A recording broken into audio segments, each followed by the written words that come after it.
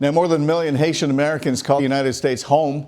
They're part of the growing Haitian diaspora, who play a crucial role in Haiti's economy. Last year, Haitians living abroad sent more than $3 billion in remittances to relatives in Haiti. That's more than a quarter of Haiti's annual GDP. Now, experts say money that flows in from overseas has kept Haiti's economy from collapsing, which is why my next guest says Haitians who live abroad may be the key to the country's future. Albert DeCady is executive director of the Haitian United Front of the Diaspora.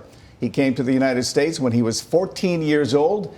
He's an attorney now. He was former chair of the Greater Washington Haiti Relief Committee and co-chair of the Haitian Diaspora Disaster Response Unit. Mr. DeCady, thank you so much for joining us. We're happy to have you here. First of all, let me thank you for allowing me to anglicize your name. I know it's pronounced Decati, right? Probably, or yes, something Decati. Similar to that. Now, you just heard that this week, Congress just held its very first hearing on Haiti in 20 years. It has to be about time for that. I mean, what are your thoughts? This was definitely about time to have that. It hasn't been, Congress hasn't had such a hearing in a long, long time. I want to say almost 20 years.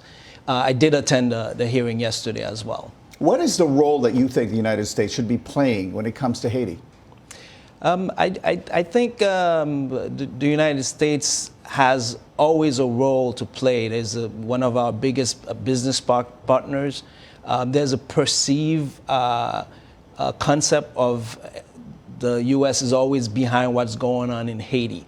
So as the biggest democracy in the region, and Haiti is trying to struggle with creating this democracy, America needs to be more supportive in helping the country build this democracy that the people are asking for in the streets. Now, Mr. DeCady, you suggested when we were speaking to you earlier that there are three things that need to happen in Haiti before real substantial change can take place. And one of them was free and fair elections. The other one you suggested was investments and economic initiatives, and then fighting corruption. What's the most important? All three. But I would start with sending a strong signal regarding corruption.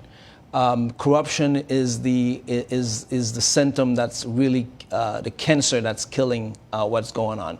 All three part of governments are not working, and they all are marred into corruption. And with the people losing confidence in their leaders, you'll have the unrest that you have. The Petro-Caribe challenge and the Petro-Caribe prosecutions and bringing people to court and asking whether the $2 billion of Petro-Caribe money went is a start. Is a start that the country is sending that signal that they're tackling corruption. Well, to tackle corruption, I mean, it's almost ingrained into the political psyche, right? I mean, ever since the Duvalier regime, 3 decades of that, I don't know how much corruption took place at that time, but it seems to have followed in step with every following president. I mean, is there anything that can be done, I mean, to stop this whole atmosphere of corruption?